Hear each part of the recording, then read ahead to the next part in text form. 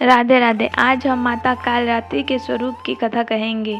यह माता के 7वें स्वरूप की कथा है। माँ दुर्गा के कुल 9 रूपों में से जिनकी पूजा नवरात्रि के 9 दिनों के दौरान की जाती है, शैलपुत्री, ब्रह्मचारिणी, चंद्रघंटा, कुष्मांडा, स्कंद माता, कात्यायनी, कालरात्रि, महागौरी और सिद्धिदात्री। माँ कालरात्रि भी इन्हीं में से एक है जिनकी पूजा नवरात्रि के 7वें दिन की जाती है, जिसे महासप्तमी भी कहा गया है। और माँ दुर्गा के ये अवतार बुराई का नाश करने हेतु लिया था। उन्होंने ये अवतार धारण कर शुंभ, निशुंभ और रक्त बीज जैसे दानवों का संहार किया था। माँ दुर्गा के इस रूप को सबसे शक्तिशाली माना गया है। इनके शरीर का रंग घने अंधेरे के भांति काला है और माता के अत्यंत लंबे केश खुले और बिखरे हैं। माँ कालरात्रि के गले में विद्युत की तरह चमकने वाली माला सुशोभित है और 4 भुजाओं वाली कालरात्रि देवी गधे पर मंडित रहती हैं। इनके बाएं हाथ में लोहे का कांटेदार अस्त्र अलंकृत है और दूसरे में एक कतार है। माँ कालरात्रि का दायां हाथ हमेशा ऊपर की तरफ उठा रहता है, जो लोगों को सदैव अपने आशीर्वाद से सुसज्जित रखता है। उनका निचला हाथ भक्तों को आश्वासन देने के लिए है कि वह माता के संरक्षण में भयमुक्त होकर रह सकते हैं। माता को गुड़ का भोग अत्यंत प्रिय है और उन्हें लाल रंग के वस्त्र और रात रानी के फूल भी अत्यंत प्रिय है। एक बार दैत्य शुंभ, निशुंभ और रक्त बीज ने अपना आतंक तीनों लोकों में फैलाना शुरू कर दिया था। उस वक्त सभी देवगण भगवान शिव के पास गए। जब भगवान शिव ने सभी देवताओं को चिंतित देखा तो उनसे उनकी चिंता का कारण पूछा। तब देवताओं ने शिव शंकर से कहा, हे भोलेनाथ, शुंभ, निशुंभ और रक्त बीज नामक दानवों ने अपने उत्पात से हम सभी को परेशान कर रखा है। कृपया आप हमारी मदद करें। यह सुनते ही भोलेनाथ ने अपने समीप बैठी माता पार्वती की ओर देखा और उनसे उन दानवों का वध करने की प्रार्थना की। भगवान शंकर की विनती सुन देवी पार्वती ने उनके सामने नतमस्तक होकर उनका आशीर्वाद लिया और वहां से जाने की आज्ञा मांगी और दानवों का वध करने निकल पड़ी।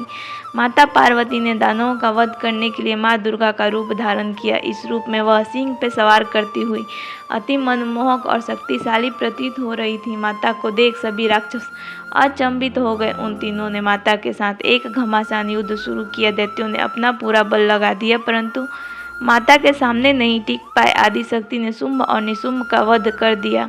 इसके पश्चात माँ ने रक्त बीज के साथ युद्ध करना शुरू किया। रक्त बीज कोई मामूली दानव नहीं था। उसने कठोर तपस्या कर ब्रह्मा जी से अमर होने का वरदान हासिल किया था। ब्रह्मा जी ने उसे यह वरदान दिया था कि जब भी उसे कोई मारने का प्रयत्न करेगा, तब उसके शरीर से निकले खून के बूंदे जैसे ही धरती पर स्पर्श करेगी, वैसे ही अनेक रक्त बीजों का जन्म होगा। इसी वरदान के अनुसार जैसे ही माता ने उस पर प्रहार किया, उसकी खून की बूंदे धरती पर गिरी और अत्यंत रक्त बीज प्रकट हो गए।